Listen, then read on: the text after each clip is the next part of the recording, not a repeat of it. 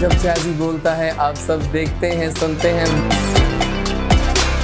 Hi everyone, अस्सलाम वालेकुम। एक brand new episode simple life presents यारों का यार और इस लेकिन आज जो हमारे दोस्त हमें ज्वाइन कर रहे हैं उनकी एक बहुत ही डायनामिक पर्सनालिटी है और वो एक बहुत ही मल्टीटास्किंग पर्सोना है।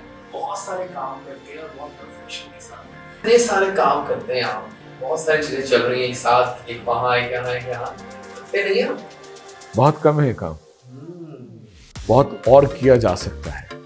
आप अपने इर्द गिर्द चीज़ों को देखते हैं, आपको बहुत पोटेंशियल लगता है कि यार इन चीज़ों को ठीक किया जाना चाहिए। दोस्त कितने बनाते हैं?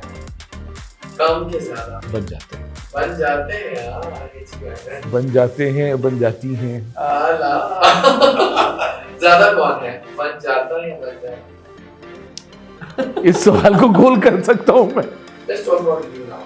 आप अपनी को बताएं ऐसी आदत जो आपको लगता है कि खत्म करना चाहते हैं लेकिन हो नहीं पाते। आई थिंक कहीं पे मुझे पड़ाव डाल लेना चाहिए और कहना चाहिए बस यार मैंने इतना करना है, इससे ज़्यादा का नहीं सोचा।